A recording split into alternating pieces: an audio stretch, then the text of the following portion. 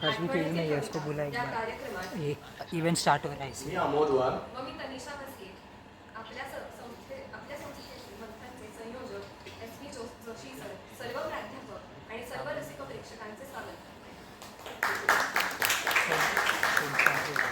आपल्या मराठी भाषेला अनेक थोर कवी कवयित्री लाभले आहेत. आज आपण आपल्या आठवणी त्यांच्या कवितेतून जाग्या करण्याचा प्रयत्न करणार आहोत. श्रोतेहो, हे दिवस जरी गेले असले ना आठवणीतले, तरी या स्मरणरंजनाचा आनंद खूप अमोघ असतो. तर मग अधिक विलंब न करता आपण आपल्या कार्यक्रमाला सुरुवात करू. लहान मुलांच्या विश्वात अगदी काही घडू शकतो. जिराफ गाऊही शकतो तर हरिण पत्तेही घेऊ शकतो. बालकाच्या स्वप्नातील अशाच अद्भुत व गमतीशीर जगात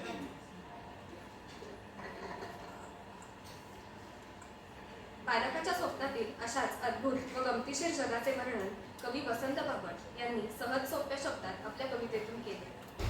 स्वप्नात पहिली राणीची बाग ही कविता सादर करण्यासाठी मी मंथनचे संयोजक प्राध्यापक श्रीरंग जोशी सर यांना मंचावर येण्यासाठी आमंत्रित करते.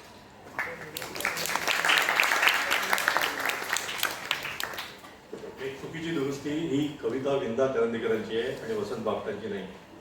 विंदा करंदीकर दोन्ही रुईया कॉलेजचे प्राध्यापक होते. म्हणजे मी रुईया कॉलेज माझं इथे याच्या आधी रुईया कॉलेजमध्ये मी होतो आणि या कवितेमध्ये साधारण एक दुसरी आणि तिसरीमध्येही आपल्याला कविता त्यावेळेला आपल्याला पुस्तकरूपी याच्यात आपल्याला मिळाली. आणि वृंदानी एक भान निश्चित ठेवलं आहे की उगाचच 20-25 प्राण्यांचा फपट पसारा या कवितेत नाही. मोजकी 10 प्राणी आहेत आणि त्यांच्या वैशिष्ट्य त्या ह्या कवितेत दिसतात. स्वप्नात पाहिली राणीची बाग आणि हत्तीच्या पाठीवर बसलाय नाग. हरणांबरोबर खेळत पत्ते बसले होते 2 चित्ते. उंट होता वाचत पुराण आणि माकड होतं सांगत पुराण. सिंह होता व्याख्यान देत त्याच्या नेहमीच्या वकबुनुसार आणि गाढव होतं उतरून घेत. जिराफ होता गात छान माने इतकीच लांब तान. ओला होता दुकानदार, त्याचा अगेन त्याचं स्वभाव वैशिष्ट्य. ओला होता दुकानदार, त्याच्या दुधात पाणी पाक. आणि मग ही लहान मुलांचीच कविता आहे आणि त्याच्या स्वप्नांची बाग ही राणीची बाग आली. तर मला पाहताच म्हणाले सारे, एक पिंजरा ह्याला द्या रे, त्याचबरोबर आली जाग स्वप्नात पाहिली राणीची बाग.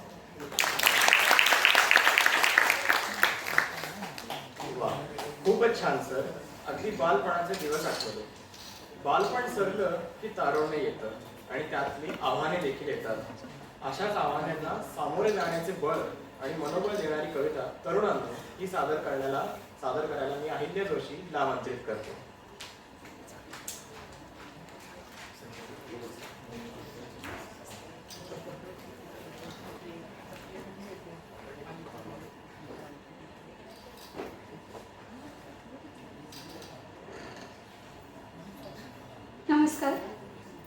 नमस्कार, मी अहिल्या जोशी. आज मी आपणासमोर आईने तब्बल 30 वर्षापूर्वी म्हणजे 1994 मध्ये तरुणांना मार्गदर्शन करणारी ही कविता लिहिली. ती आजही तेवढीच उपयुक्त वाटते, म्हणून मी आपणासमोर ही कविता सादर करते. कवितेचं शीर्षक तरुणांनो. चालायचं कधी थांबवू नकोस, चालायचं कधी थांबवू नकोस.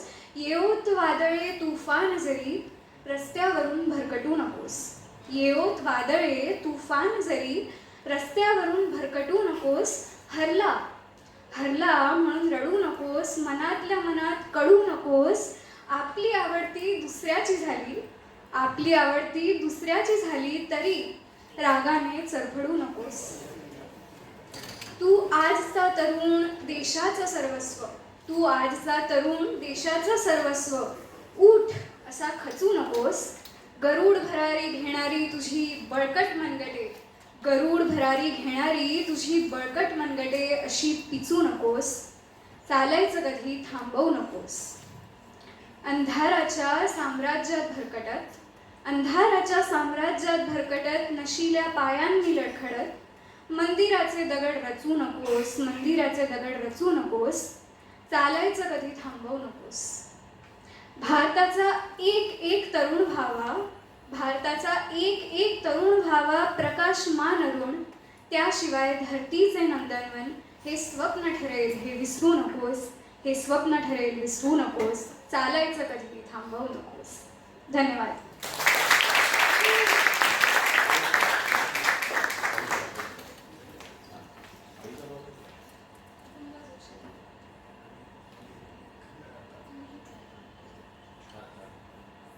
खूपच छान आहे. आपल्या सगळ्यांच्याच मनात कॉलेजविषयी एक वेगळीच आपुलकी असते. इथले मित्रमैत्रिणी केलेल्या गमती जमती लेक्चरपेक्षा जरा जास्तीच आठवतात नाही का? अशाच आठवणी सांगायला येत आहे अंकिता कान्हेरे कॉलेजची दुनिया ही स्वरचित कविता घेऊन.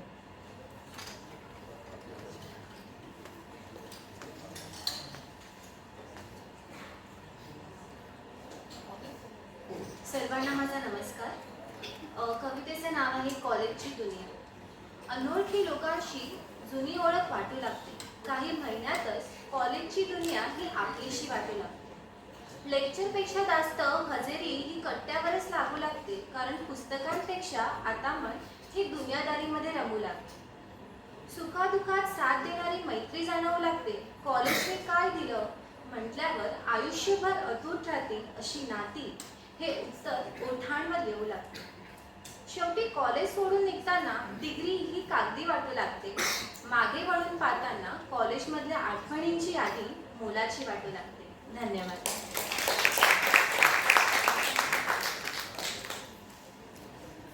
खूपच छान अंकिताताई. कॉलेजमध्ये आपल्याला अनेक प्रसंग येतात आणि त्या प्रसंगांची संलग्न त्यांच्या देखील भावना येतात. तर अशीच एक गोड भावना जी नक्कीच आपण सगळ्यांनी अनुभवली असेल, या भावनेवर कविता घेऊन येत आहे कृतिका निखाडे तिच्या कवितेतून या आयुष्यात.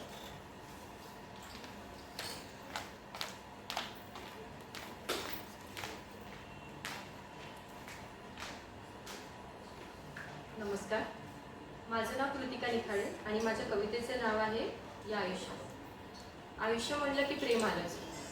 प्रेम आपलं असतंच आपल्या आईवर, बाबावर, भावावर, बहिणीवर आणि मग त्याच्यावरही. पण त्यात हक्क असतो, अधिकार असतो, गोडवा असतो आणि कधी कधी हट्टही असतो. पण माझं प्रेम नाही होईल असं. माझं प्रेम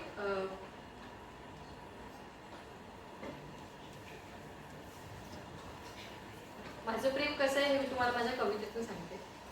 माझ्या सुखात तू नेहमी असावे, पण तुझ्या दुःखात मात्र मीच रडावे. माझ्या प्रत्येक भेटीत तू असावे, पण तुझ्या आठवणीत मात्र मीच झुरावे. माझ्या प्रत्येक आनंदात तुझाच चेहरा असावा, तुझ्या प्रत्येक दुःखात मात्र अश्रू म्हणून मीच व्हावे. अशा या प्रेमाच्या अथांग सागरात प्रेमाचा एक मासा तुझा माझा असावा. आणि या संपूर्ण आयुष्यात माझ्या सुखात तू राहावे, पण तुझ्या दुःखात मात्र मीच रडावे.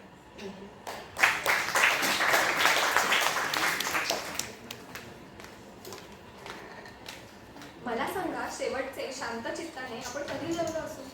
रोजच्या धावपळीच्या जीवनात आपण विसरून जातो की आपल्या भारतीय खाद्य संस्कृतीची किती थोर प्रतिभा आहे. याच खाद्य संस्कृतीचे वर्णन करणारी कविता सादर करते आहे अग्नी गोखले. कवितेचे कवी आहेत ग ली माडगूळकर.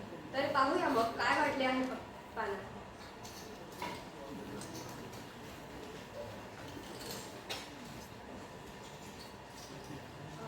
काय वाढले पानावरती. गलिमा एकदा एका लग्नात गेले होते आणि पंगतीत बसले होते. वाढणं चालू होतं. ते ताट वाढून होईपर्यंत त्यांनी बसल्या बसल्या एक कविता केली. ती ऐकवते.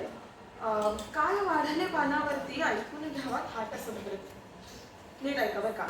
काय वाढले पानावरती ऐकून घ्यावा थाट संप्रती. धवल लवण हे पुढे वाढले. मेतकूट मग हे पिवळे सजले. आल लोणचे बहु उरलेले. लिंबू कागदी रस रसलेले. किसून आवळे मधुर केले. कृष्णाकाठचे वांगे आणले. खवंग त्याचे भरीत केले. निरनिराळे चटके नटले. निरनिराळे चटके नटले. चटण्यांचे बहु मासले. संमेलनाचे त्यांचे भरले. मिरची खोबरे ती सह ओले. मिरची खोबरे ती सह ओले.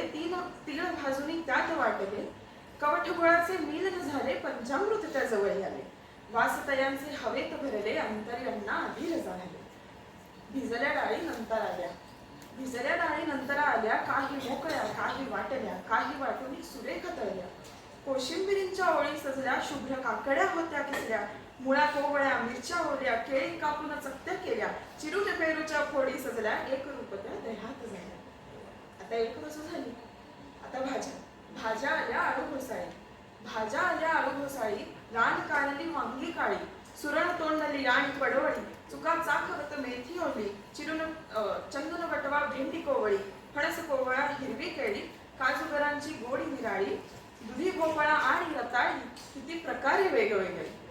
फेड्या पापड्या आणि सांडगे, फेड्या पापड्या आणि सांडगे, कुणी आणून वाढी वेगे. गवऱ्या नकुल्या धवल मालत्या, खिली तयांच्या शोभत होत्या. शेवयांच्या मग खिली वाटल्या, आमट्यांनी मग वाट्या भरल्या. सार गोडसे रातांब्यांचे, भरले प्याले मधुर कढीचे. आणि कढीदार तूप सुगंधी, कढीदार तूप सुगंधी, भात वाढण्यात कोळा.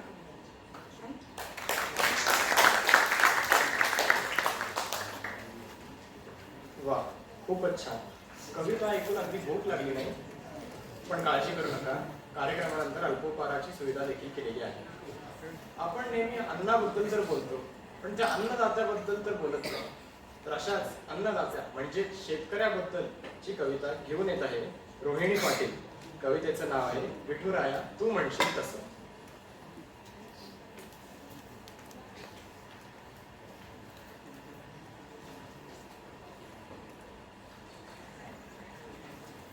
नमस्कार, मी रोहिणी सुरेंद्र पाटील, बी फार्मसी सेकंड इयरची विद्यार्थिनी.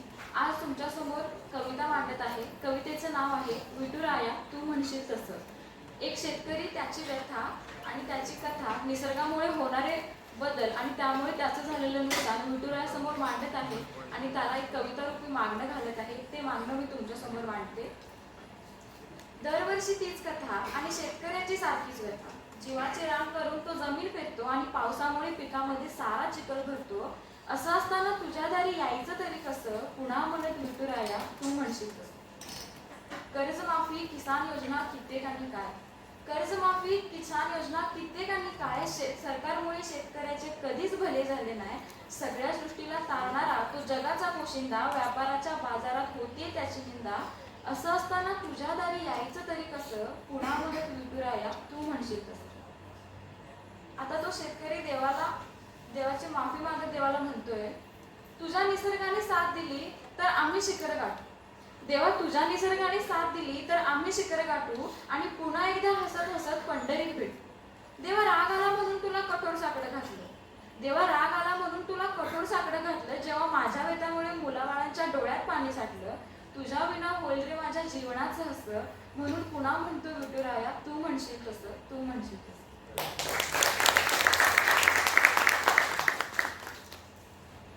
उत्तम कविता होती. रसिको, पुढील कविता ही पैशाची खरी किंमत व्यक्त करणारी आहे. तर ऐकूयात ही कविता जीवन शिरस्कर कडली. कवितेचं नाव आहे पैसा बोलतो.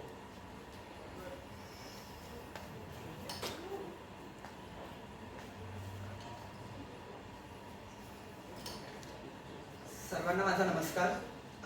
सर्वप्रथम मी माझी ओळख करून देऊ इच्छितो. मी जीवन शिरस्कर आणि थोर वरिष्ठ कवी अरुण म्हात्रे सर यांचे मला आशीर्वाद लाभले आहेत आणि त्यांचे एक शिष्य संदीप राऊत सर यांचा मी विद्यार्थी आहे. आणि कवी संमेलनांमध्ये खूप जास्त माझा सहभाग असतो आणि काही महिन्यांपूर्वी असंच एका कवी संमेलनामध्ये मला सहभाग घेण्याचा एक लाभ भेटला. आणि असं होतं की खूप मोठी अडचण होती कोणती कविता तिथे जाऊन सादर करावी. आणि खूप दिवसांपूर्वी मी असंच विचार करत बसलेलो. आठवडा गेला विचार करता करता आणि कवी संमेलनांच्या आदल्या रात्री सुमारे 12:30-1च्या दरम्यान मी आणि माझी आई आम्ही बाल्कनीमध्ये बसलेलो होतो, चर्चा करत होतो, अशाच गप्पा गोष्टी करत होतो. आणि म्हणता म्हणता आई म्हणाली की बघणार बाळा, पैसा खूप बोलतो. आणि ही एक जे वाक्य होतं त्या वाक्यावरती मी अख्खी एक कविता लिहिली पुढच्या 15 मिनिटांमध्ये आणि मग आईला सादर केली. आणि तीच पुढच्या कवी संमेलनामध्ये मी जाऊन सादर केली. तीच आज मी सादर करणार आहे. कवितेचं शीर्षक आहे पैसा बोलतो. त्याच्याकडे हात नाही तरी नशिबाशी खेळतो. त्याच्याकडे हात नाही तरी नशिबाशी खेळतो, पाय नाही तरी सैरा वैरा पळतो. त्याच्याकडे हात नाही तरी नशिबाशी खेळतो, पाय नाही तरी सैरा वैरा पळतो. तोंड नाही, आवाज नाही. त्याच्याकडे तोंड नाही, आवाज नाही. बरं का मित्रा, पैसा त्याच्या विनाही बोलतो. गुन्हा झाला, चौकशी झाली. गुन्हा झाला, चौकशी झाली, 4 तुकडे फेकले. गुन्हा झाला, चौकशी झाली, 4 तुकडे फेकले. मोठी मोठी माणसं काही क्षणात सुटली. किती रे, किती किती किती गरिबांना छळतो. ऐकतोय ना देवा, पैसा किती बोलतो. तासनतास बोलणारी माझी मैत्रीण आजकाल माझ्याशी बोलत नाही. तासनतास बोलणारी मैत्रीण माझी आजकाल माझ्याशी बोलत नाही. म्हणे माझं साधं राहणीमान तिला शोभत नाही. आता तिला कोणी सांगावे की तिचा हा साधा भोळा साधा राहणारा मित्र लाखोंची उलाढाल करतो. काय रे देवा, मैत्रीत ही आजकाल पैसा बोलतो. लग्नासाठी मागणी घालताना जात वाकडी येतेच, पण पैसाही वाकडा येतो. लग्नासाठी मागणी घालताना जात वाकडी येतेच, पैसाही वाकडा येतो. आयुष्यभरची कमाई बाप हुंडा म्हणून देतो. हुंडा गाडी नाही दिली की लगेच जुळलेलं लग्न मोडतं. हुंडा गाडी नाही दिली की लगेच जुळलेलं लग्न मोडतं. पैसा नसला की नातं बरंच काही बोलतं. देवा तुला भेटावं म्हटलं की पुजारीमध्ये येतात. देवा तुला भेटावं म्हटलं की पुजारीमध्ये येतात. नाही नाही म्हणता म्हणता हजारोंची दक्षिणा येतात. तुला भेटवाया पूजेचे नवीन प्लॅन काढले, तसे जिओचे काढले, एअरटेलचे काढले. तसे देवा तुला भेटवाया पूजेचे नवीन प्लॅन काढलेत. होम हवनाचे इकडे बाजार मांडले. आपण भेटू की नाही असा प्रश्न उभा होतो. आपण भेटू की नाही असा प्रश्न उभा राहतो. काय रे देवा, आजकाल तुझ्या गाभाऱ्यातही पैसा बोलतो.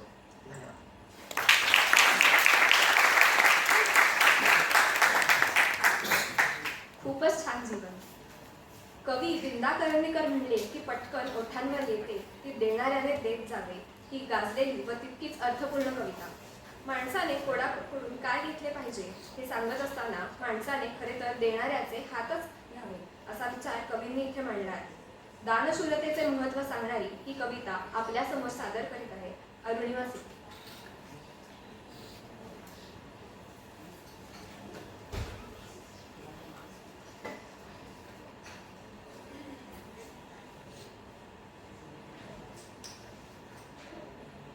सभी को मेरा नमस्कार। मैं अरुणिमा सेठी, मैं इंदौर से हूँ। मैंने मराठी में एक प्रस्तुति देने की कोशिश की है। उम्मीद है आप सभी को पसंद आएगी एवं आप मेरे प्रयास को सराहेंगे। आज मी विंदा करंदीकर यांची देणाऱ्याने देत जावे ही कविता सादर करणार आहे. देणाऱ्याने देत जावे, घेणाऱ्याने घेत जावे. देणाऱ्याने देत जावे, घेणाऱ्याने घेत जावे. हिरव्या पिवळ्या माळावरुनी हिरवी पिळवी शाल घ्यावी. हिरव्या पिवळ्या माळावरुनी हिरवी पिळवी शाल घ्यावी. सह्याद्रीच्या कड्यावरुनी छातीसाठी ढाल घ्यावी. वेड्या पिशा ढगाकडून वेडे पिसे आकार घ्यावे. वेड्या पिशा ढगाकडून वेडे पिसे आकार घ्यावे. रक्तामधल्या प्रश्नासाठी पृथ्वीकडून होकर घ्यावी. उसाळलेल्या दर्याकडून पिसाळलेली आयाड घ्यावी. उसाळलेल्या दर्याकडून पिसाळलेली आयाड घ्यावी. भरलेल्या भीमेकडून तुकोबाची माल घ्यावी. देणाऱ्याने देत जावे, घेणाऱ्याने घेत जावे. घेता घेता एक दिवस देणाऱ्याचे हात घ्यावे. देणाऱ्याचे हात घ्यावे. धन्यवाद.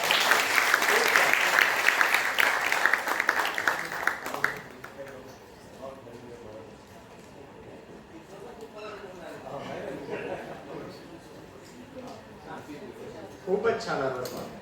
पुढे साहित्य सम्राट आचार्य अत्रे हे विनोदासाठी ओळखले जातात. तर त्यांची एक मनाला पावणारी कविता सादर करत आहे आपले प्राध्यापक राजेंद्र देशमुख सर. कवितेचं नाव आहे एका पावासाठी.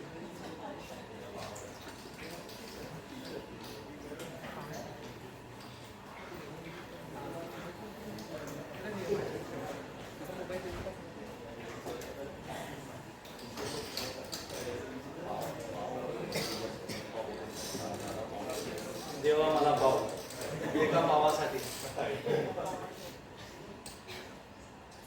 ही कविता आचार्य अत्रेंनी लिहिली होती. त्या काळात जेव्हा आपल्या देशामध्ये मुबलक गहू पिकत नव्हता आणि पर्यायाने पावही तेवढे उपलब्ध होत नव्हते, म्हणजे एका पावासाठी किती मारामारी असं ते होतं. आणि तुम्हाला माहिती आहे नंतर हरित क्रांती आली आणि आपण स्वयंपूर्ण झालो आणि आपण गहू आणि इतर अन्नपदार्थ यांची निर्यात पण करायला लागलो. तर हा कालखंड तेव्हाचा आहे की ज्या वेळेला घरामध्ये सणासुदीला पोळी व्हायची, नाहीतर भाकरी असायची. आणि खरं ते बरोबर होतं. आता कळतंय. आता आपण पुन्हा भाकरीकडे जातोय, आता पुन्हा आपण मिलेटकडे जातोय, पुन्हा नाचणी, ज्वारी, बाजरी. मला असं वाटतं यालाच लाईफ सायकल म्हणतात की काय.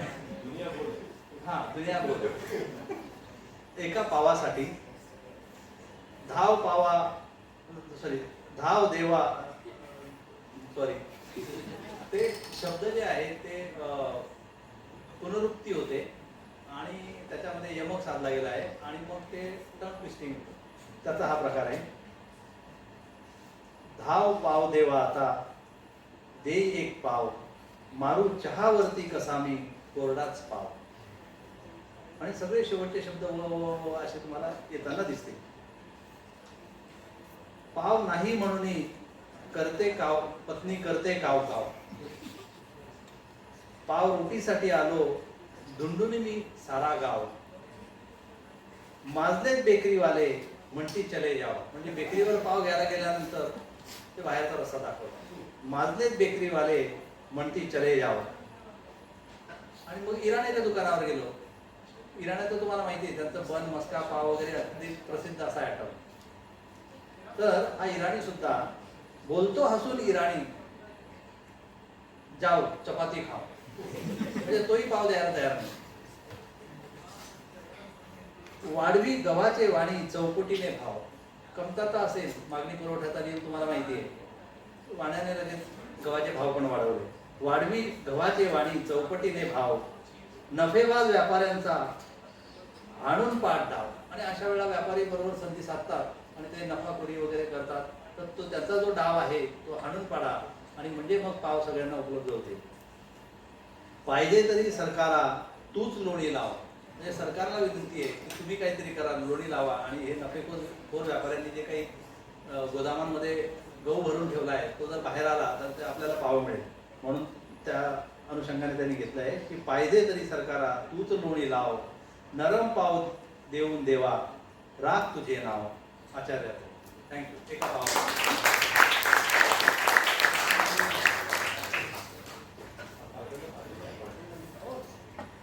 वा सर, तुमची कविता खरंच मनाला पावली.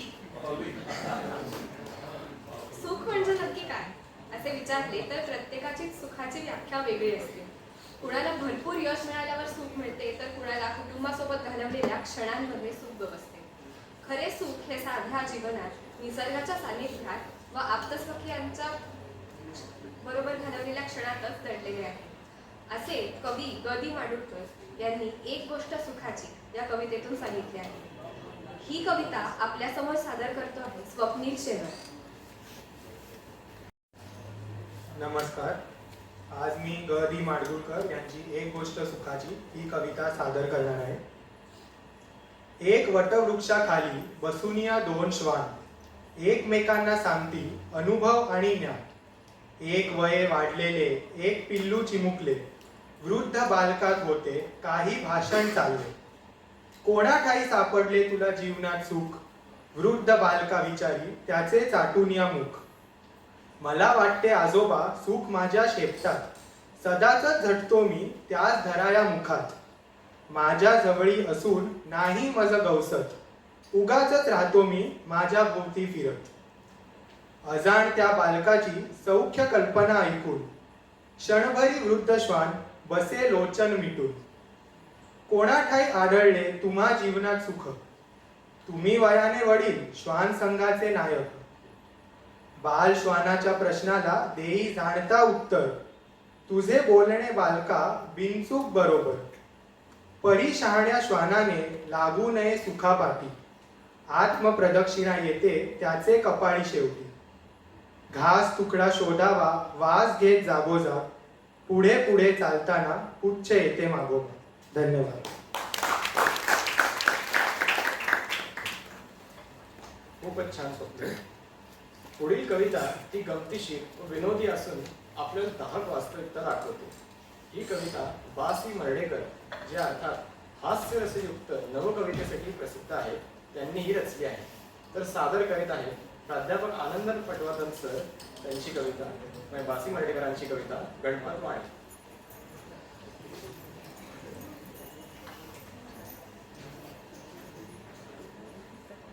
दहावीला मुरुड विद्या मंदिरमध्ये उपळेकर बाईंनी ही शिकवलेली कविता आणि त्याचं मी केलेलं विडंबन आणि खाल्लेल्या छड्या इथे आठवतात मला. पण ती कविता त्याच्यापेक्षा खूप चांगली आहे. तेव्हा मला ती कळत नव्हती. क्षमा करा बाई मला. ही कविता दुसऱ्या महायुद्धाच्या नंतर लिहिली गेली असं आम्हाला आमच्या 10वीच्या मराठीच्या शिक्षकांनी सांगितलं. की बरेच लोक निराश झाले त्याच्यामधून. काही लोकांनी स्वतःचे उद्योगधंदे स्थापन करून त्यांनी वैभवशाली, आपण ज्याला हल्लीच्या मराठीत प्रॉस्पेरिटी म्हणतो, तशी त्यांनी समृद्धी मिळवली. पण गणपतवाणी हे बाकीचे आपण ज्याला बहुसंख्य लोक आहेत त्यांचं हे प्रतीक आहे की करायची इच्छा खूप आहे पण प्रत्यक्ष काहीच होत नाही. म्हणजे 1 जानेवारीपासून मी हे करीन ते करीन आपण जे म्हणतो, 4 जानेवारीपर्यंत माणूस चालतो, 5 जानेवारीपासून पुन्हा आपलं लेक्चरला लेट येणार, तसला प्रकार. आणि ही विनोदी कविता नाही आहे, म्हणजे ऐकताना विनोदी वाटते. तर हे आपण असं म्हणूया की विद्रोही कवितेचं कुठेतरी उगम बाळ सीताराम मर्ढेकरांच्या कवितेतून झाला. गणपतवाणी बिडी पिताना चावायचा नुसतीच काडी. मला वाटतं याच्यामध्ये प्रतिमा खूप आहे. तुमच्या समोर ते चित्र आणायला पाहिजे. एखादा माणूस बिडी पितोय, एका साईडनी काडी चावतोय. तुम्ही करू नका तसं. ज्यांनी पाहिलंय त्यांना ते लक्षात येईल. गणपतवाणी बिडी पिताना चावायचा नुसतीच काडी, म्हणायचा अन मनासीच की या जागेवर बांधून माडी. मी कोणाची नक्कल नाही करत आहे. गणपतवाणी असं म्हणत असेल. मिचकावणी मग उजवा डोळा. नाही, हे नाही जमत मला. डावा जमतो.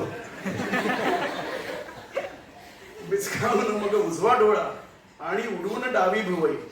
नाही, भरतनाट्यम शिकायला लागेल.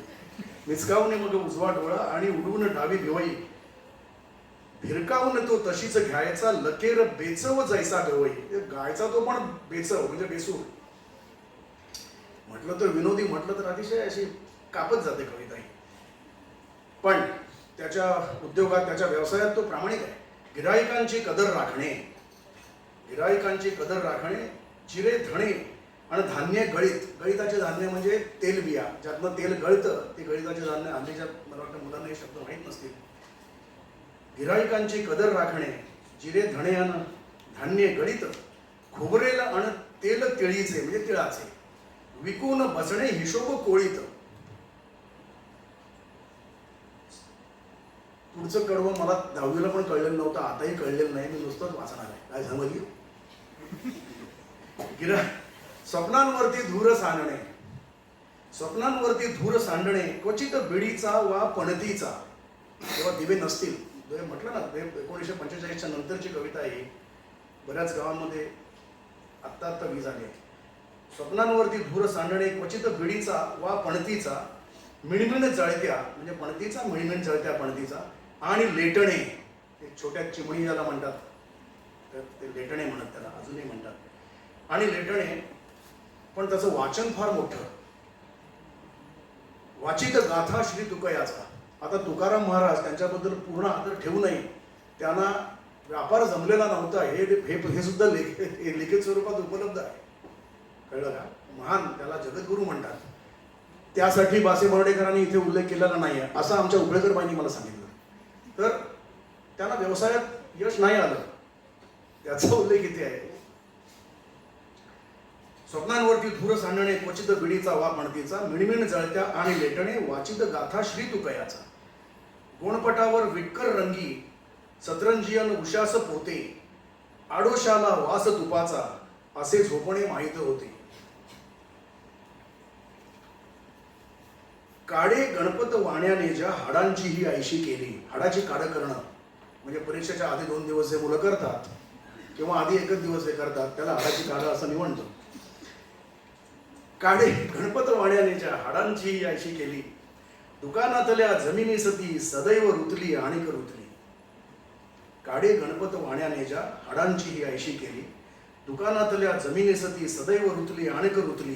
काड्या गणपत वाण्यानेच्या चावून चावून फेकून दिदल्या, काड्या गणपत वाण्यानेच्या चावून चावून फेकून दिदल्या. दुकानातल्या जमिनी सत्या सदैव रुतल्या आणिक रुतल्या. तो दुकान झाडायची पण तसदी घेत नव्हता, पण त्याचं स्वप्न काय म्हणायचं आणि मनाशीचं की या जागेवर बांधीन माडी. स्वप्नरंजन. काड्या गणपत वाण्यानेच्या चावून चावून फेकून दिदल्या, दुकानातल्या जमिनी सत्या सदैव रुतल्या आणिक रुतल्या. गणपत वाणी भिडी बापडा पिता पिताना मरून गेला. एका वाक्यात त्याला उडवला बाळासीतारामध्ये एकदम निष्ठूर. गणपत वाणी बिडी पिताना बिडी बापडा पिता पिताना मरून गेला. एक मागता डोळे दोन देव दे तसे जन्मान झाला. याचा अर्थ मला नव्हता कळला म्हणून मी मार खाल्ला होता. अरे गाढवा म्हणजे मी, आमच्या उबळेकर मॅडमने सांगितलं, त्याला नुसतीच इथे माडी बांधायची होती, देवाने त्याला स्वर्गाची माडी दिली. अंधाळा मागतो एक डोळा, देव मागतो दोन डोळे. 1977 साली आम्हाला आमच्या उबळेकर मॅडमने शिकवलेलं. इथे 4 आचार्य बसलेले आहेत, पण त्यांनी काय चुका झाल्या असतील तर सुधाराव्या आणि आम्हाला क्षमा करावी.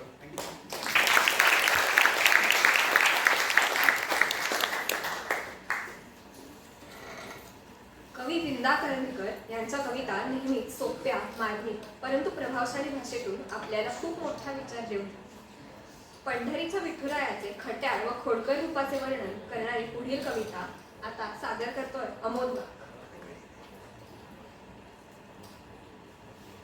नमस्कार. तर मी विंदा करंदीकरांची इतकी सोपी पण मनाला भावणारी कविता पंढरपूरच्या वेशीबाहेर सादर करतो. पंढरपूरच्या वेशीबाहेर आहे एक छोटीशी शाळा. पंढरपूरच्या वेशीबाहेर आहे एक छोटीशी शाळा. सर्व मुले आहेत गोरी, पण एक मुलगा कुट्ट काळा. कुट्ट काळा दंगा करतो, मस्ती करतो, खोड्या करण्यात आहे अट्टल. दंगा करतो, मस्ती करतो, खोड्या करण्यात आहे अट्टल. मास्तर म्हणतात करणार काय, न जाणे असेल तो विठ्ठल. धन्यवाद.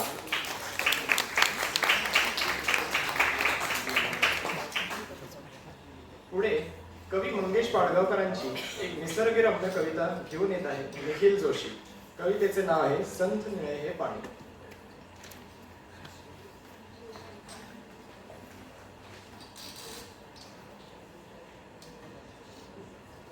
पाडगावकरांची कविता आहे संथ निळे हे पाणी. संथ निळे हे पाणी वर शुक्राचा तारा, कुरड्या लहरींमधून शिळ घालतो हा वारा. दूर कमान पुलाची एकलीचा अंधारी, थरथर त्या गाण्याला कसले गोपित विचारी. भरून काजव्याने हा चमके पिंपळ सारा, भरून काजव्याने हा चमके पिंपळ सारा. स्थिमित होऊनी तिथे औचित थबके वारा. किरकिर रातकिड्यांची निरवतेस किनारी, ओढ लागुनी छाया थरथरते अंधारी. मध्येच क्षितिजावरुनी वीज लगा कोणी जाई, अन ध्यानस्थ गिरीही उघडूनी लोचन पाही. हळूच चांदणे ओले थिबके पाण्यावरुनी, कसला क्षण सोनेरी उमले प्राणामधुनी. संथ निळे हे पाणी वर शुक्राचा तारा, संथ निळे हे पाणी वर शुक्राचा तारा. दळवळला गंधाने मनाचा गाभारा. धन्यवाद.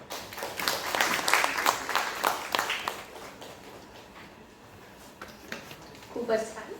निसर्ग ही देवाने माणसाला दिलेली एक अनमोल देणगी आहे. निसर्ग निहाळताना मिळणारे समाधान, येणारा उत्साह काही वेगळाच असतो.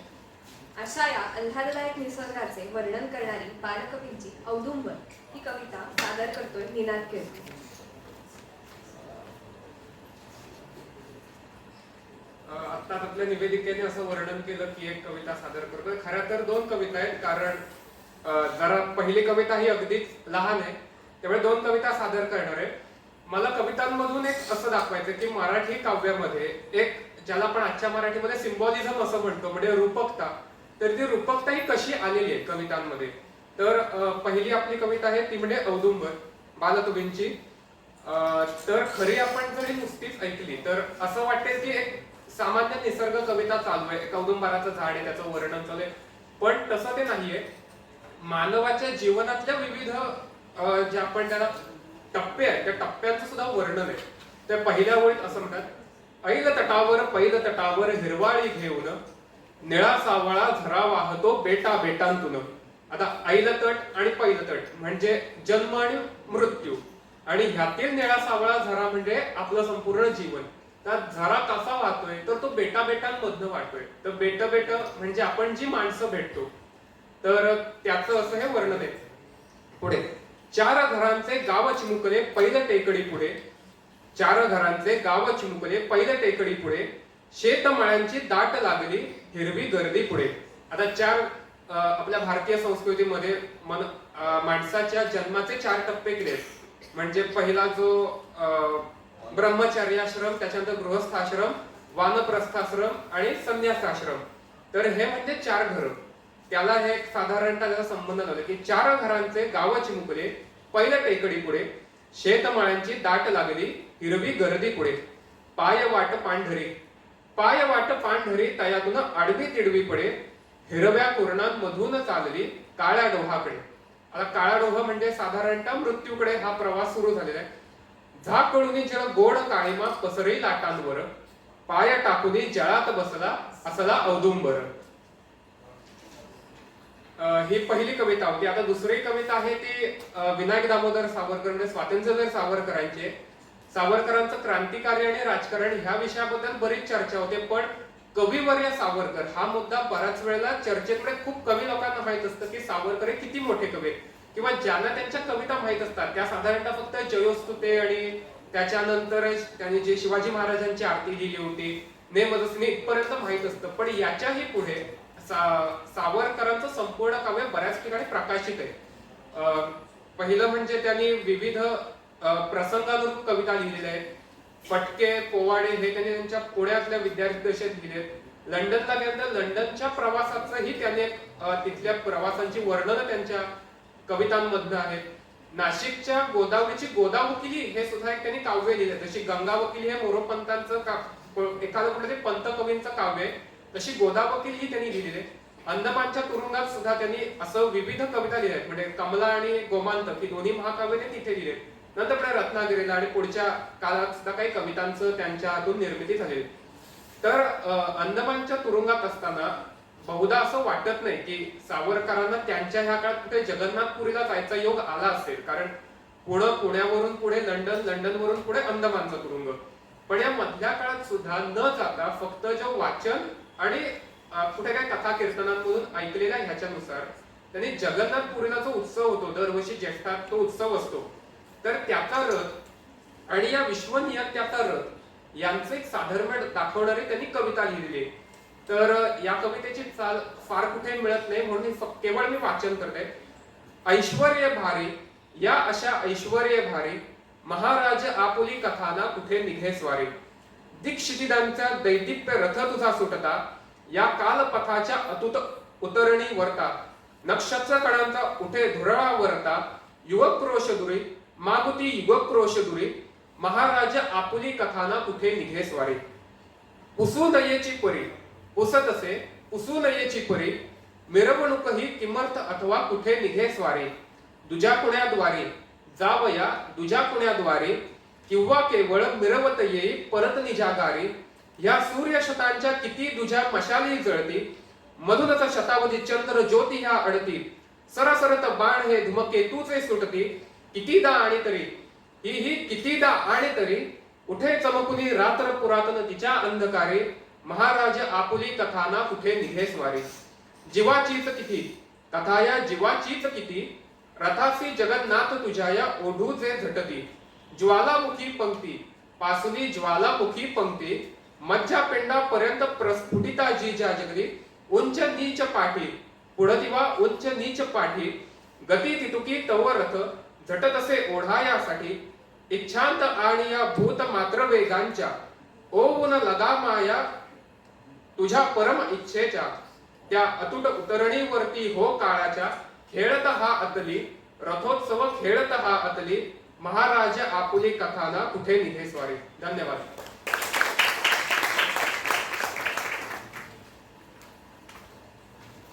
खूपच छान निनाद. छत्रपती शिवाजी महाराज हे आपल्या महाराष्ट्राचे आराध्य दैवत म्हणून जाणले जातात. त्यांच्यावर त्यांच्याच गुरूंनी म्हणजेच समर्थ रामदास स्वामींनी रचलेली कविता श्रीमंत योगी सादर करीत आहेत दिग्विजय पाटील.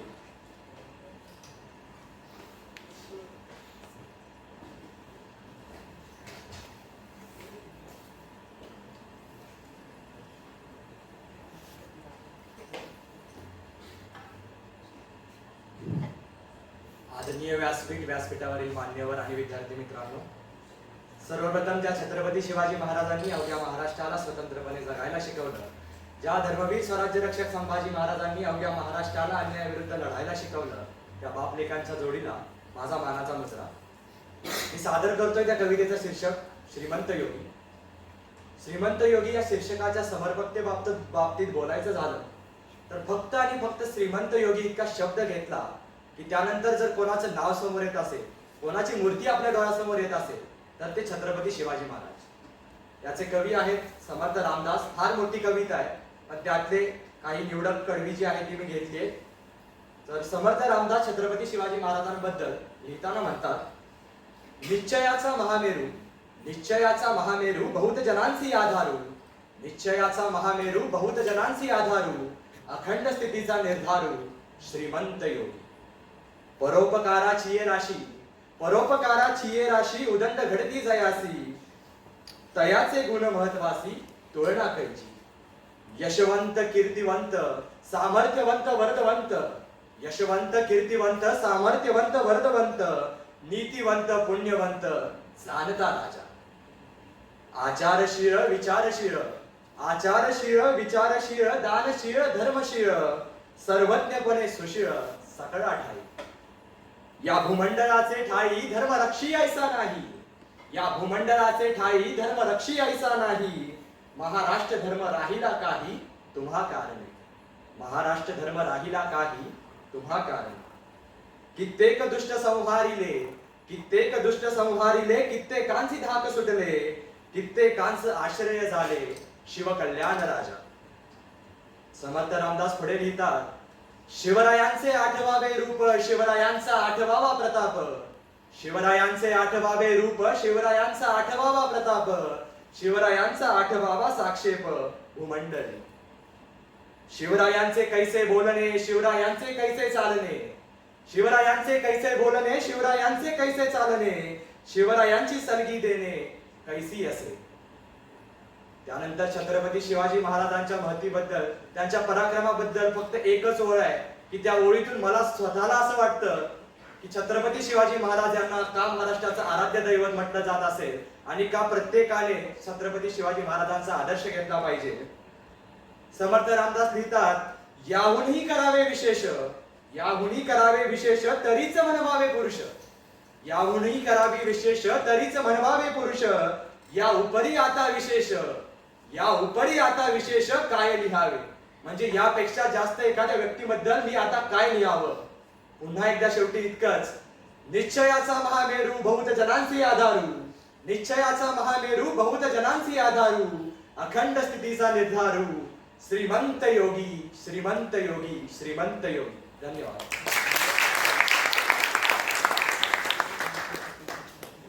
फारच छान दिली. सुख हे नेहमीच महालाच्या ऐश्वर्यातील नसते, ते कधी साधाशा झोपडीत राहण्यात असते, किंबहुना जास्त समाधानकारक नसते.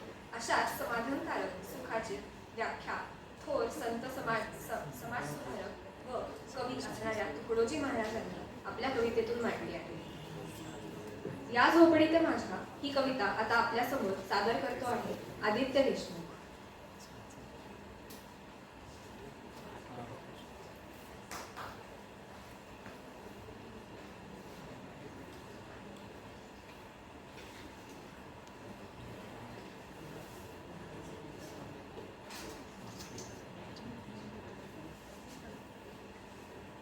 नमस्कार, माझं नाव आदित्य देशमुख. आज राष्ट्रसंत श्री तुकडोजी महाराजांची कविता या झोपडीत माझ्या सादर करत आहे.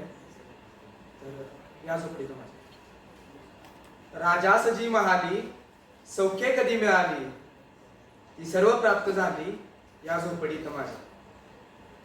भूमीवरी पडावे ताऱ्यांकडे पहावे, प्रभुनाम नित्य गावे या झोपडीत माझ्या. पहारे आणि तिजोऱ्या त्यातूनही होती चोऱ्या, दारास नाही दोऱ्या या झोपडीत माझ्या. जाता तया महाला मज्जाव शब्द आला, जाता तया महाला मज्जाव शब्द आला, भीतीने यावयाला या झोपडीत माझ्या. महाली मऊ बिछाने कंदील श्यामदाने, महाली मऊ बिछाने कंदील श्यामदाने, आम्हा जमीन माने या झोपडीत माझ्या. येता तरी सुखे या जाता तरी सुखे जा, येता तरी सुखे या जाता तरी सुखे जा, कोणावरी न बोजा या झोपडीत माझ्या. पाहुणी सौख्य माझे देवेंद्र तोही लाजे, पाहुणी सौख्य माझे देवेंद्र तोही लाजे, शांती सदा विराजे या झोपडीत माझ्या, या झोपडीत माझ्या. धन्यवाद.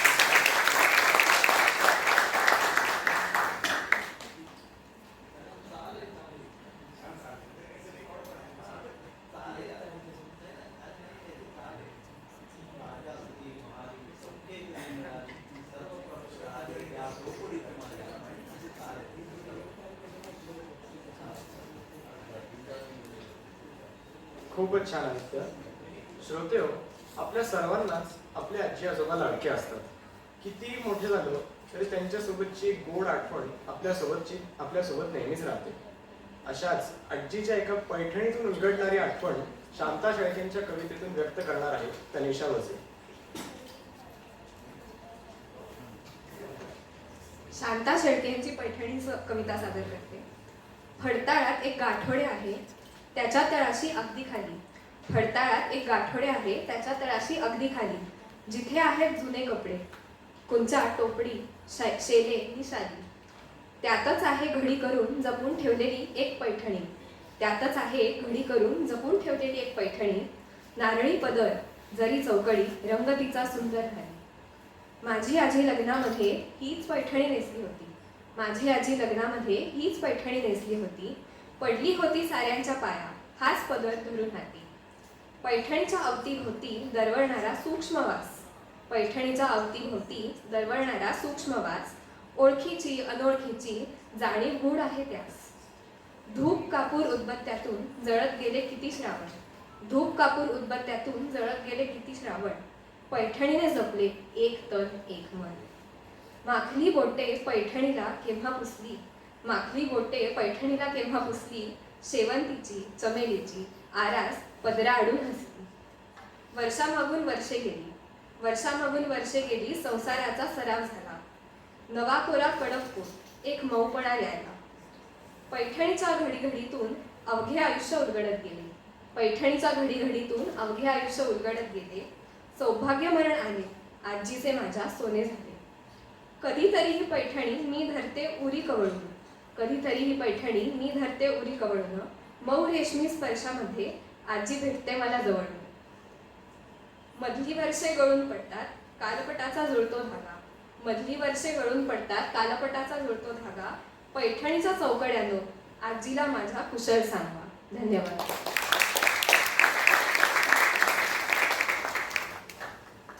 पुढची कविता. रसिक हो, महाभारतातील कर्ण हा योद्धा कोणाला माहीत नाही.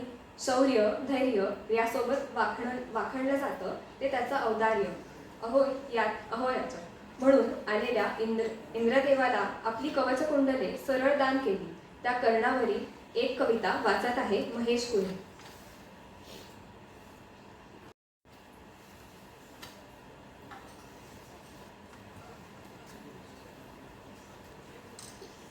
नमस्कार श्रोतेहो. मंथन परिवार ज्यानं मला परत या मंचावर माझी स्वरचित कविता सादर करण्याची जी संधी दिली त्याबद्दल मी मंथन परिवाराचे आभार व्यक्त करतो.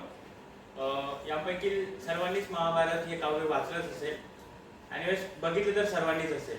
आणि महाभारतामधील जर कोणालाही विचारलं की तुम्हाला आवडलेलं पात्र कोणतं तर प्रत्येकाचं उत्तर वेगवेगळं असेल, परंतु जर विचारलं की तुम्हाला भावलेलं पात्र कोणतं तर जास्तीत जास्त लोक नक्कीच कर्णाचं नाव घेतील.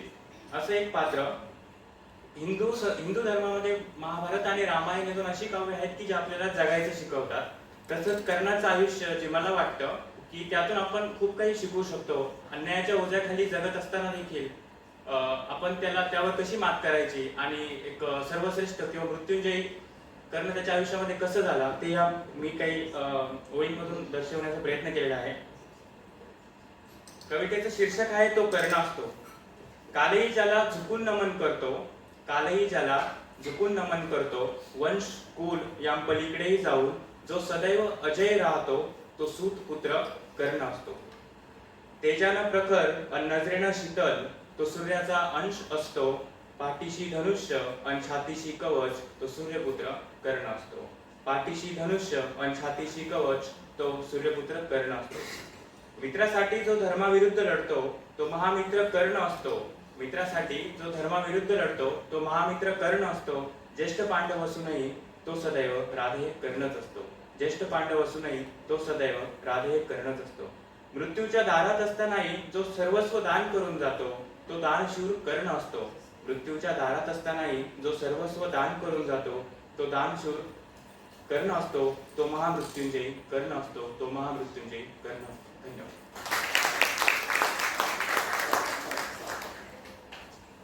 खूपच छान महेश.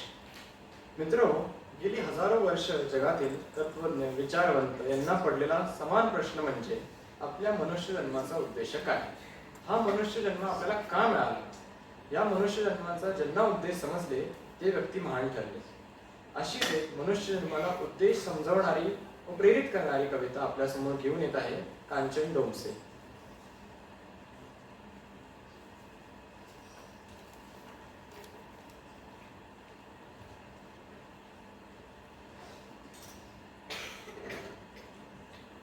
नमस्कार, मी कांचन भोंसे. एकदा एक वाक्य वाचलं होतं की तुम्हाला तुमच्या जीवनाचा उद्देश माहीत नसेल तर तुमच्याकडे एक उद्देश आहे, ते म्हणजे तुमच्या जीवनाचा उद्देश शोधणं. हे वाक्य ऐकून खरं तर मी विचारात पडले की आपल्या जीवनाचा नेमकी उद्देश काय असेल. एवढ्या मोठ्या जगात करोडोंच्या देशात आपल्याला जन्म मिळाला आहे म्हणजे नक्कीच आपल्या जीवनाला काहीतरी तर महत्त्व असेल. माझ्या वयातील समोर बसलेल्या सगळ्या मुलांना माझा प्रश्न आहे की नेमकी आपल्या जीवनाचा उद्देश काय. चांगल्या पगाराची नोकरी, मोठा बंगला, मोठी गाडी हेच आपल्या जीवनाचा उद्देश आहे का. की जन्म मिळाला आहे म्हणून 50-60 वर्ष जगायचं आणि मिळेल तेव्हा मृत्यूला स्वीकारत हे जगातून अलिप्त व्हायचं, हे आपल्या जीवनाचा उद्देश आहे. या सगळ्या विचारांतून सुचलेल्या काही ओळी तुमच्यासमोर सादर करते. कवितेचे शीर्षक आहे उद्देश. कोट्यावधींच्या गर्दीत का मिळावा जन्म आपल्याला. कोट्यावधींच्या गर्दीत का मिळावा जन्म आपल्याला. काहीतरी तर उद्देश असेल आपल्या जीवनाला. अहंकारांच्या अविचारांच्या अंधारात गुरफटलेल्या या गर्दीला, अहंकारांच्या अविचाराच्या अंधारात गुरफटलेल्या या गर्दीला प्रकाशाची दिशा दाखवण्यासाठी की आपणही त्या गर्दीचा भाग होऊन काळोखात हरवण्यासाठी. कधी प्रयत्न तरी केलाय का आपल्या जीवनाचा उद्देश शोधण्यासाठी. स्वार्थापलीकडचा मोठा विचार कधीतरी करून बघा. स्वार्थापलीकडचा मोठा विचार कधीतरी करून बघा. काळोखात हरवण्यापेक्षा दिवा होऊन जळून बघा. तुमचा प्रकाश कमी असल्याचं कदाचित वाईटही वाटेल तुम्हाला. तुमचा प्रकाश कमी असल्याचं कदाचित वाईटही वाटेल तुम्हाला. पण लक्षात ठेवा, छोटीशी ठिणगी ही पुरेशी असते वनवा पेटायला. शिकून मोठं होण्याचं स्वप्न तर लाखो जण बघतात. शिकून मोठं होण्याचं स्वप्न तर लाखो जण बघतात, पण आपण समाजाचं देणं लागतो हा विचार फार कमी जण करतात. पण लक्षात ठेवा, शिक्षण आणि मोठे विचार यांचा मेळ घालणारे लोक स्वतःचं अस्तित्व निर्माण करू शकतात. मोह, माया, स्वार्थ, अहंकाराच्या या जाळ्याला कापून टाका. प्रेम, करुणा, आदर आणि मानवतेच्या या स्वच्छंद आकाशात उंच भरारी घ्यायला शिका. या समाजाप्रती आपल्या कर्तव्याची जाणीव ठेवूनच आपला उद्देश ठरवा. संकल्प असा असू द्या की ज्यातून सकारात्मक बदल घडवा.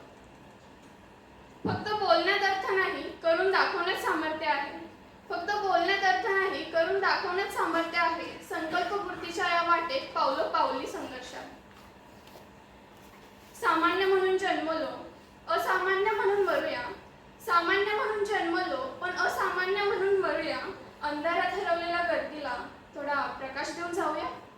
धन्यवाद.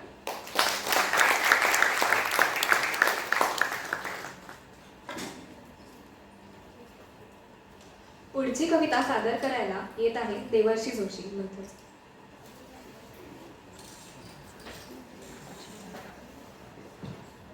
नमस्कार.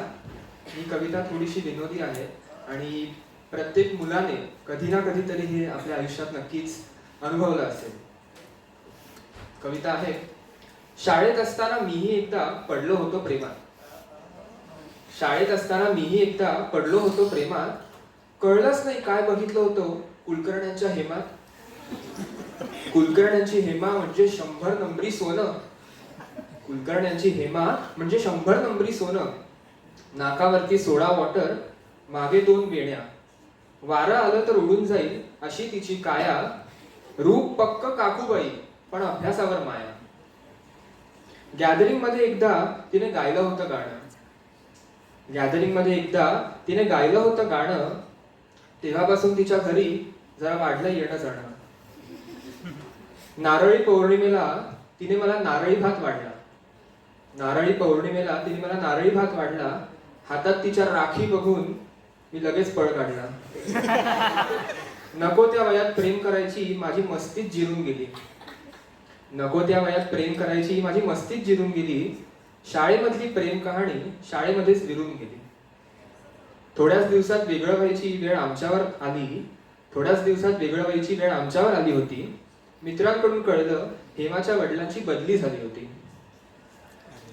पुलाखालून दरम्यानच्या काळात बरंच पाणी वाहून गेलं. पुढं हेमाचं काय झालं हे विचारायचंच राहून गेलं. परवाच मला बाजारात अचानक हेमा दिसली.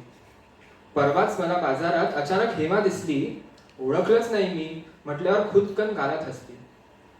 आई शपथ सांगतो तुला तिच्यात काय सॉलिड बदल झाला होता. आई शपथ सांगतो तुम्हाला काय तिच्यात सॉलिड बदल झाला होता. चवळीच्या शेंगेला जणू आंब्याचा मोहर आला होता. लग्नानंतर हेमा 5 वर्षात गरगरीत भरली होती. लग्नानंतर हेमा 5 वर्षात गरगरीत भरली होती. मागे उभ्या नवऱ्याने हातात भाजीची पिशवी धरली होती. मागे उभ्या नवऱ्याने हातात भाजीची पिशवी धरली होती. सोडा वॉटर जाऊन आता कॉन्टॅक्ट लेन्सेस आले होते. सोडा वॉटर जाऊन आता कॉन्टॅक्ट लेन्सेस आले होते. कडेवर एक आणि हातामध्ये एक असे 2 प्रिन्स झाले होते. मंगळसूत्र मिरवत म्हणाली हे आमचे हे. मंगळसूत्र मिरवत म्हणाली हे आमचे हे. बराच वेळ हात अवघडला जरा भाच्याला घे.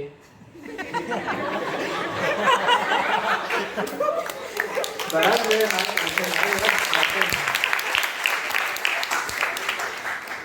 बरं झालं बरोबर मी माझ्या बायकोला नेलं होतं. बरं झालं बरोबर मी माझ्या बायकोला नेलं होतं. माझ्याच प्रेयसीने सगळ्यांसमोर मला मामा केलं होतं. म्हणून आयुष्यात माणसाने कधीच चुकू नये नेमात. म्हणून आयुष्यात माणसाने कधीच चुकू नये नेमात. शाळेत असताना मीही एकदा पडलो होतो प्रेमात. धन्यवाद.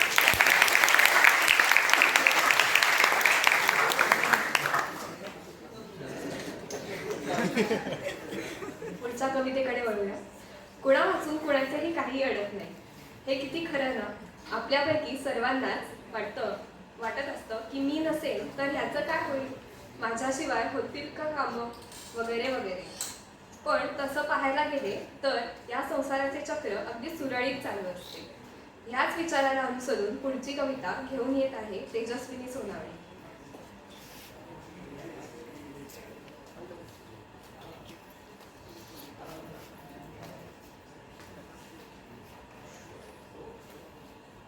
नमस्कार, मी तेजस्विनी नंदकिशोर सोनावणे. तसं तर मृत्यूचं भय हे प्रत्येकालाच वाटत असतं. मृत्यू म्हणजे अटळ अंत. त्याला कधी ना कधी सामोरं जावंच लागणार आहे. प्रियजनांच्या वियोगाचं दुःख स्वीकारायला लावणारी आयुष्याची काळी किनार म्हणजे मृत्यू. या भीतीसोबतच आपण प्रपंचाच्या मायाजालात गुंतून पडतो. आपल्यानंतर आपण उभ्या केलेल्या डोलाऱ्याचं काय होईल अशी त्याला चिंता असते. यावर कविवर्य भास्कर रामचंद्र तांबे अतिशय सोप्या शब्दात मृत्यूचं कडवट सत्य समजावून सांगतात. जन पळभर म्हणतील हाय म्हणे, मी जाता राहील कार्य करता. सूर्य तळपतील, चंद्र झळकतील, तारे आपुला क्रम आचरतील. असेच वारे पुढे वाहतील, होईल काही का अंतराळ. मी जाता राहील कार्य काय. मेघ वर्षतील शेते पिकतील गर्वाने ह्या नद्या वाहतील कुणा काळजी की न उमटतील पुन्हा तटावर हेच पाय मी जाता राहील कार्य काय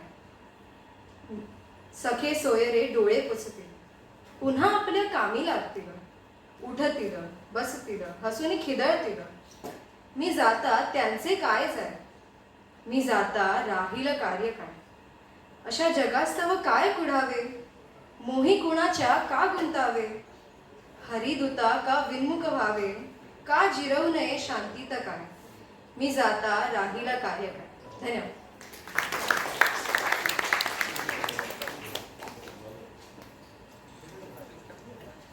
खूपच छान. आता श्रोतेहो, आपण आपल्या कार्यक्रमाच्या शेवटच्या टप्प्याकडे जात आहोत. या सर्व कविता ज्या सादर केल्या त्याच्या भावना आपल्यापर्यंत पोहोचल्या का नाही याची जाणीव करून देणारी एक कविता सादर करीत आहे सानवी काळे. कवितेचे नाव आहे कविता पूर्णत्वाला कधी येते.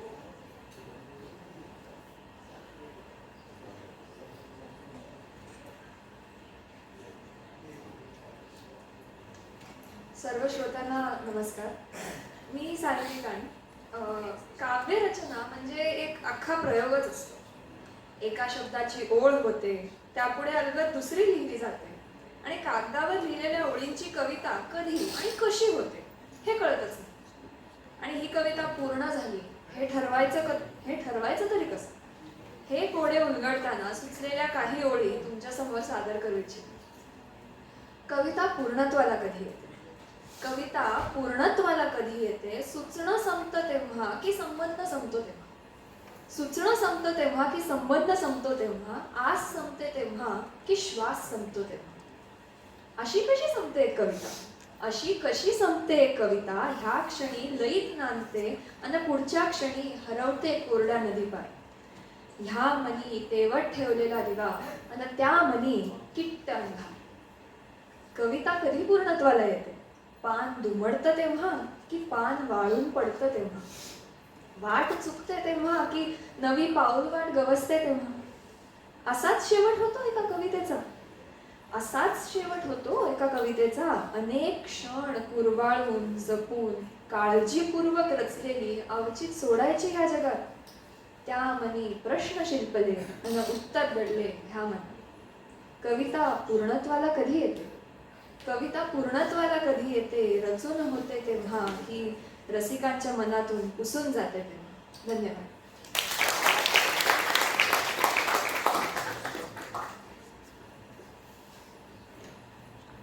आपला महाराष्ट्र हा केवळ एक राष्ट्र नसून हा एक संस्कृतीचा वारसा आहे. शिवरायांचा इतिहास, थोर संतांची भक्तिपूर्ण परंपरा व या भूमीवर जन्मलेले अनेक महापुरुषांची प्रेरणा या राष्ट्राला विशेष बनवतात. अशा या विविधतेने नटलेल्या महाराष्ट्र देशाचे गौरवशाली वर्णन करण्यास गोविंदाग्रजांनी लिहिलेली कविता महाराष्ट्र देशा ही सादर करण्यासाठी मी नितेश हरणे याला आमंत्रित करते.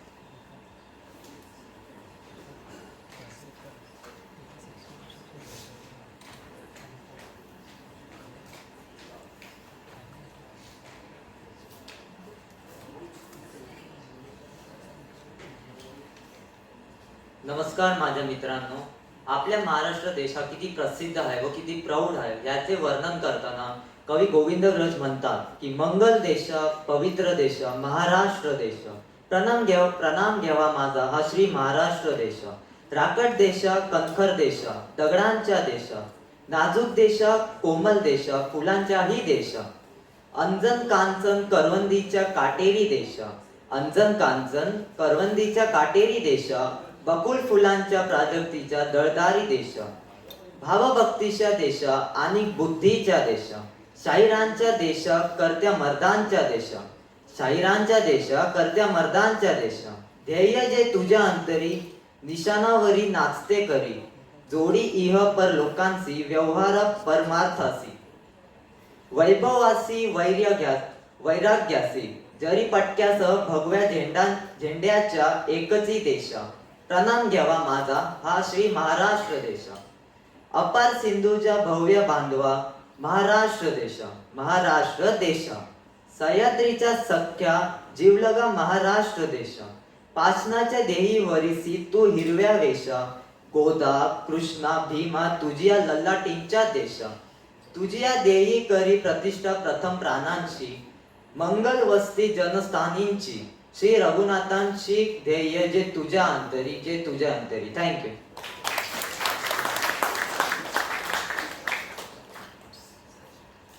खूपच छान नितेश.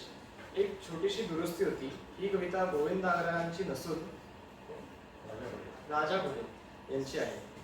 तर आता आपण आजच्या शेवटच्या कविताकडे जाऊयात. ही कविता सर्वांनाच, लहान मोठे मोठे छोटे सर्वांना प्रेरणादायी देणारी आहे.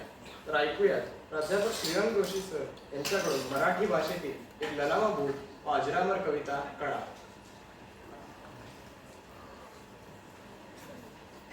कुसुमाग्रजांची अत्यंत गाजलेली कविता कणा. ओळखलत का सर मला पावसात आला कोणी, कपडे होते करदमलेले आणि केसांवरती पाणी, क्षणभर बसला नंतर हसला बोलला वरती पाहून, गंगामाही पाहुणी आली गेली घरट्यात राहून, माहेरवाशीण पोरीसारखी चार भिंतीत नाचली, मोकळ्या हाती जाईल कशी बायको मात्र वाचली, भिंत खचली चूल विझली होते नव्हते नेले, प्रसाद म्हणून पापड्यांमध्ये पाणी मात्र ठेवले, कारभारणीला घेऊन संगे सर आता लढतो आहे, पडकी भिंत बांधतो आहे चिखल गाळ काढतो आहे, खिशाकडे हात जाताच हसत हसत उठला, पैसे नकोत सर जरा एकटेपणा वाटला, मोडून पडला संसार तरी मोडला नाही कणा, पाठीवरती हात देऊन नुसतं लढ.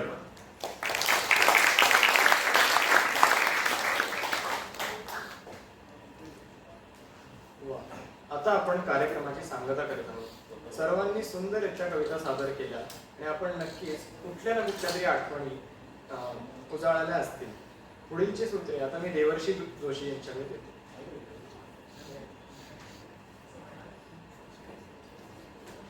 नमस्कार.